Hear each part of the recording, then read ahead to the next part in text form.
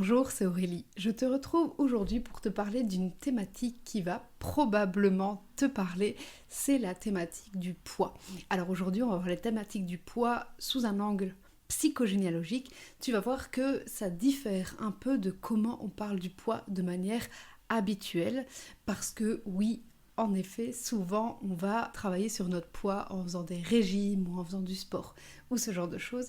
Aujourd'hui, je vais t'expliquer qu'on peut le voir différemment en prenant en compte nos mémoires transgénérationnelles. Si vous cherchez à découvrir qui vous êtes et à vous libérer de vos schémas répétitifs qui vous empêchent d'être pleinement épanoui, bienvenue sur cette chaîne. J'ai mis beaucoup de temps à comprendre qu'on pouvait perdre du poids différemment et donc c'est pour ça qu'aujourd'hui je te fais cette petite vidéo pour te dire qu'il y a d'autres possibilités. Alors attention, cette vidéo, elle va pas du tout se substituer à un avis médical, c'est vraiment important. Cette vidéo, aujourd'hui, elle va juste te permettre d'ouvrir un champ des possibles. Donc, comme d'habitude, j'ouvre un champ des possibles avec toi pour que tu puisses te dire qu'il y a peut-être d'autres possibilités si aujourd'hui tu rencontres une problématique par rapport à ton poids. Souvent, quand on parle de poids, on parle de régime. Et donc, moi, je fais partie des personnes qui a déjà essayé plein de régimes. Je pense que j'ai potentiellement essayé la plupart des régimes qui existent. Et ça n'a jamais fonctionné. Et ça, je pense que c'est vraiment une problématique humaine. C'est qu'on ne s'attarde pas à la vraie problématique. Si tu veux, le poids, il peut être vu comme le symptôme. Et donc si tu t'attaques aux symptômes, potentiellement la source reste là. En psychogénéalogie, comme d'habitude, on va aller voir à la source. Et donc la source, ici en l'occurrence, c'est la mémoire transgénérationnelle.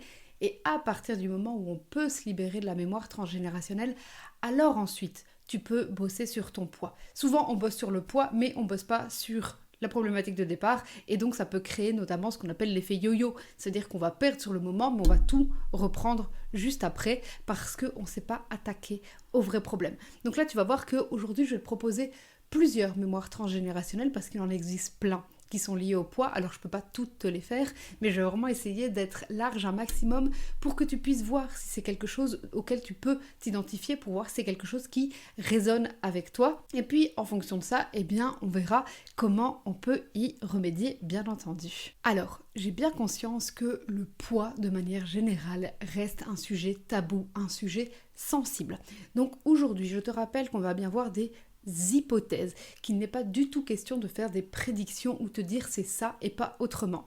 Parce que, oui, personne n'a encore trouvé la baguette magique ou la recette miracle, même si certains veulent te le faire croire, sache que ça n'est absolument pas vrai. Et donc là, vraiment, je vais t'expliquer les choses, on va vraiment reprendre les choses pour que tu puisses toi-même t'identifier et te dire, ok, tiens, ça me parle, ça me correspond ou pas. Parce qu'en fait, on est tous très différents et donc c'est hyper important que ça puisse te parler. Comme à mon habitude, je te donnerai mon exemple pour que tu puisses comprendre comment ça fonctionne. Alors comme je te le disais, nos kilos peuvent raconter une histoire. Notre histoire et ou notre histoire de famille, notre histoire transgénérationnelle. Et c'est là qu'on va regarder aujourd'hui. Alors, je commence en te donnant mon exemple. Donc moi, j'ai pris pas mal de poids au décès de mon papa. Et donc très très vite, les personnes que j'ai vues, les thérapeutes que j'ai vus m'ont dit « Ah bien, c'est dû à la perte de ton papa, c'est dû à un manque, ta maman a compensé la perte de ton papa avec de la nourriture et donc tu as assimilé affection, amour et tout ce qui va avec la nourriture. » Et donc moi, j'ai vraiment grandi avec cette idée que nourriture égale amour, ou en tout cas c'est ce qu'on m'avait dit. Et donc à chaque fois que j'ai voulu travailler ma problématique de poids, je partais de ce principe-là. Je dois me défaire du fait que la nourriture égale amour. Ça n'a jamais fonctionné. Et donc, à un moment donné, je me suis dit, ok, c'est qu'il doit y avoir autre chose. Alors, je t'expliquerai à la fin, finalement, comment ça s'est mis. Mais si je te dis ça, c'est juste pour te rappeler que c'est pas parce qu'on te dit quelque chose que c'est la vérité. C'est pas parce qu'on te dit quelque chose que tu dois en faire une croyance. Moi, du coup, j'ai vraiment bâti ma croyance de la nourriture, ma croyance par rapport à mes kilos sur cette base-là. Et donc, entre guillemets, j'ai toujours un peu dit, si j'ai des kilos en trop, c'est à cause du décès de mon papa. Si j'ai des kilos en trop, c'est à cause de ma maman parce qu'elle m'a trop nourrie.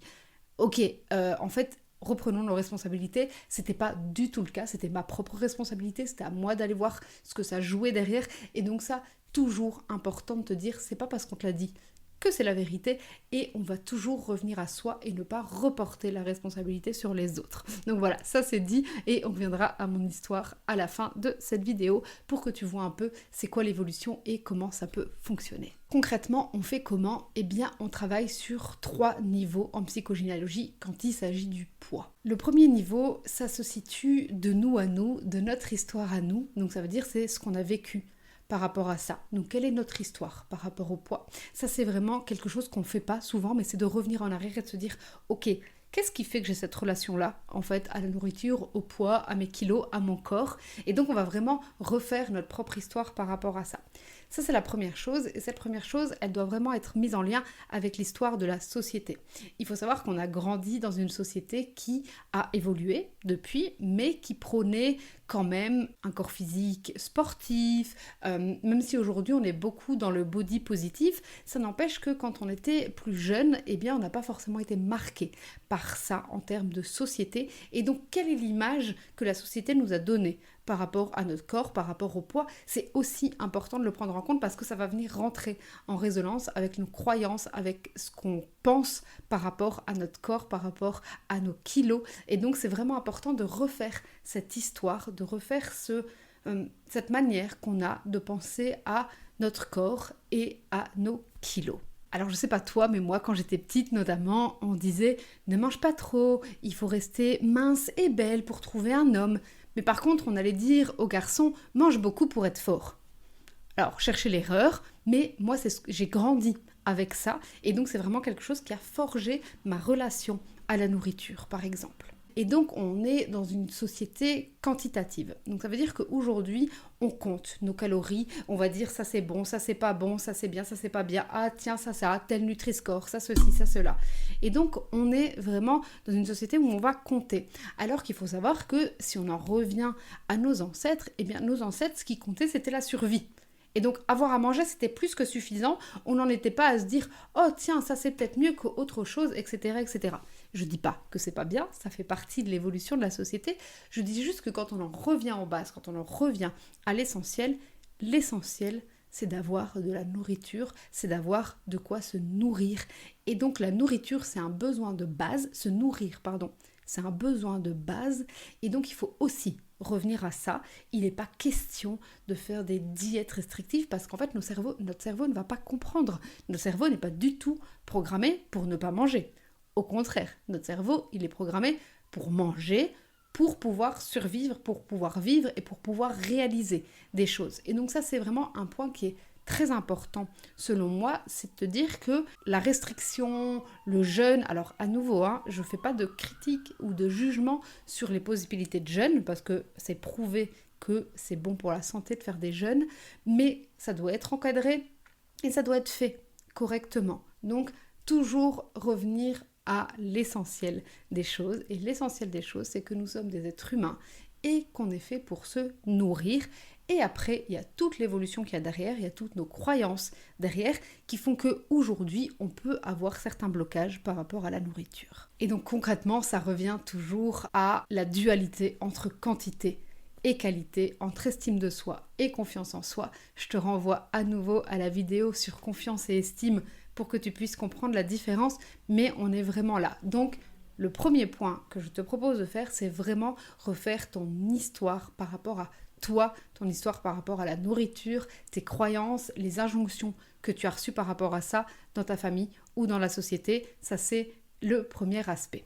Maintenant, on va passer au deuxième aspect. Le deuxième aspect, c'est tout ce que ta famille a pu vivre, a pu avoir comme traumatisme par rapport à cette notion de nourriture. Et donc là, on est plus sur l'histoire familiale par rapport à la famille. Est-ce qu'on a une maman qui était mince, qui nous a toujours dit « fais attention à ton poids » ? Est-ce qu'on avait une maman qui, au contraire, faisait beaucoup à manger, invitait beaucoup de personnes et on était toujours dans l'abondance de la nourriture ? Donc voilà, ça c'est le deuxième aspect à regarder, c'est la relation à la nourriture, la relation au poids dans la famille, celle qu'on connaît consciemment. Donc d'abord soi, ensuite la famille.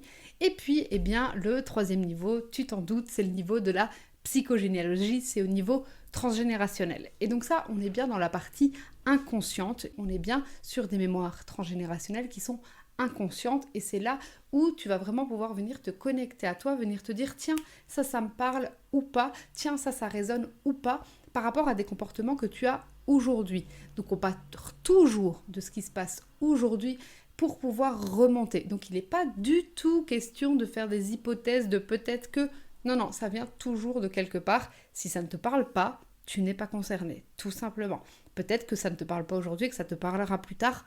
Ok, il n'y a pas de souci. Donc vraiment, ne nous inventons pas une vie, ne réinventons pas le passé, ne réécrivons pas l'histoire. Juste viens avec ce qui est là aujourd'hui. Donc là, je vais vraiment te proposer plusieurs mémoires transgénérationnelles qui sont liées au poids, à la problématique du poids, et tu vois si ça te parle ou pas. Alors, une des premières mémoires qu'on voit qui peut être liée au poids, c'est la mémoire d'abandon.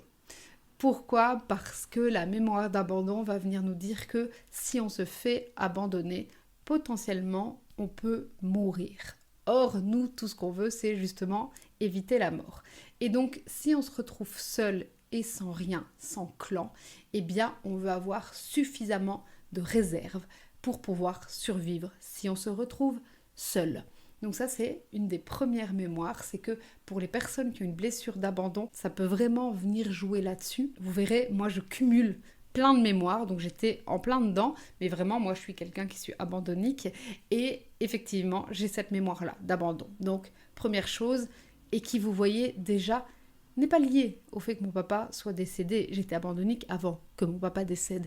Et donc si je m'arrête à ce fait-là, eh bien il y a toute une partie de la réalité que je ne prends pas en compte. C'était vraiment ça, la problématique à laquelle j'étais confrontée jusqu'alors, c'est que je m'arrêtais à un fait alors que c'était beaucoup plus large que ça. Donc, première mémoire, mémoire d'abandon. Deuxième mémoire de jumeaux perdus. Alors même si les deux peuvent être très liés, notamment moi, mon exemple, si vous me connaissez un peu maintenant, vous savez que c'est lié, eh bien la mémoire de jumeaux peut aussi créer des problématiques de poids. Pourquoi ? Parce qu'on doit prendre de la place pour deux. Et donc on peut avoir une tendance à grossir pour pouvoir prendre de la place pour deux. Ou à l'inverse, pour ne pas prendre trop de place, eh bien on va être plus mince. Donc ça c'est toujours, je vous l'ai pas dit dès le début, j'aurais dû, mais c'est toujours important, c'est que c'est toujours dans les deux sens la problématique de poids. Soit on grossit, soit on mincit. Et donc c'est hyper important. Souvent on a tendance à parler des problématiques de poids en termes de je veux maigrir, mais non, ça peut aussi être des personnes qui ont du mal à prendre du poids. Alors on a aussi les mémoires de fausses couches ou les mémoires d'avortement qui sont prises en compte parce que là dans l'inconscient, on va venir se dire tiens, si j'avais été plus gros, est-ce que je n'aurais pas survécu ?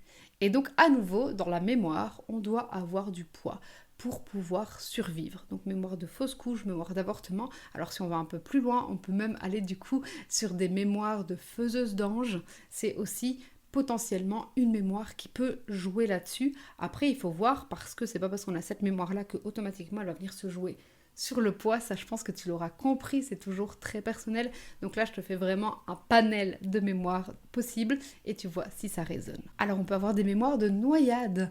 Pourquoi des mémoires de noyade ? Eh bien simplement parce que la graisse ça flotte. Et donc on va se dire que si on flotte potentiellement on peut être retrouvé. Et donc à nouveau c'est lié à la survie. Donc tu l'auras bien compris, la problématique de poids c'est une problématique qui est liée à la survie en psychogénéalogie. Alors on peut aussi avoir des mémoires qui concernent la sexualité. On veut soit avoir du poids quand on est une fille pour éviter que on soit attirante et donc que potentiellement on n'ait pas à subir des violences sexuelles. Donc ça peut être une chose. Ou à l'inverse, on va avoir très peu de poids pour justement être asexué et que donc pareil on n'ait pas cette possibilité d'avoir à subir quoi que ce soit au niveau sexuel. Ça doit pas être marqué dans le présent comme ça veut dire que c'est pas parce que on doit pas avoir peur aujourd'hui de subir ça pour avoir cette mémoire-là, mais par contre ça peut être marqué comme effectivement si on a des problèmes à rentrer en relation avec l'autre par exemple, c'est vraiment ça, c'est cette relation au corps plus que à un niveau sexuel.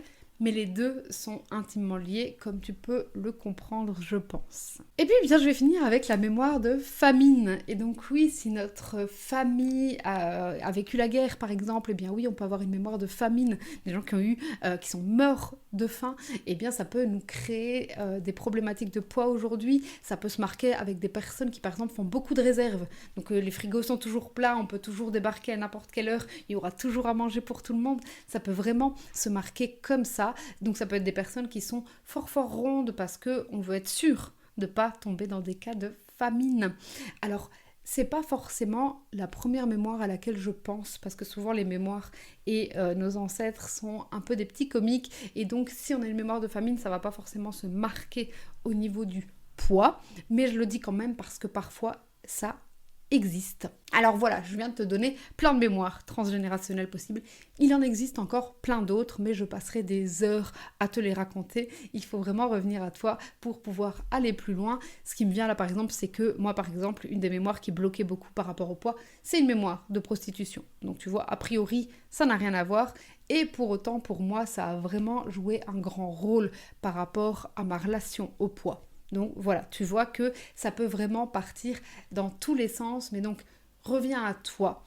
Fais un peu l'exercice de c'est quoi mon histoire avec le poids, c'est quoi mon histoire avec les kilos, c'est quoi mon histoire avec mon corps, c'est quoi l'histoire que ma famille raconte par rapport à ça, c'est quoi que la société m'a dit par rapport à ça. Ça c'est vraiment la première partie à faire pour que tu puisses te rendre compte des choses. Et puis après, on va plus loin en termes de mémoire transgénérationnelle.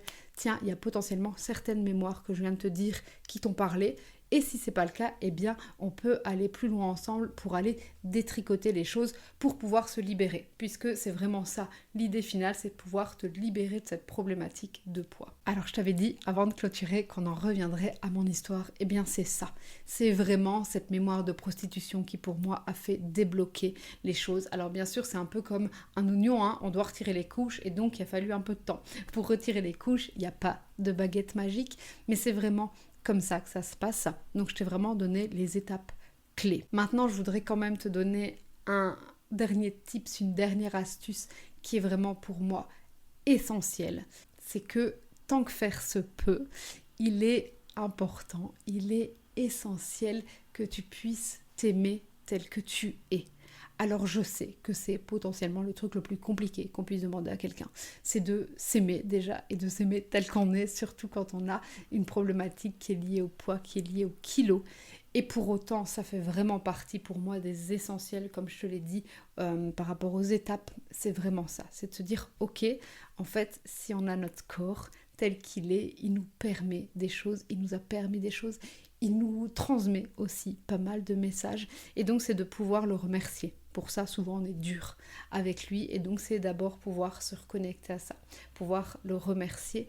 Et donc, au plus difficile que ce soit, quand tu te regardes dans le miroir, quand tu passes devant un miroir, honore ce corps qui te permet tout ça aujourd'hui.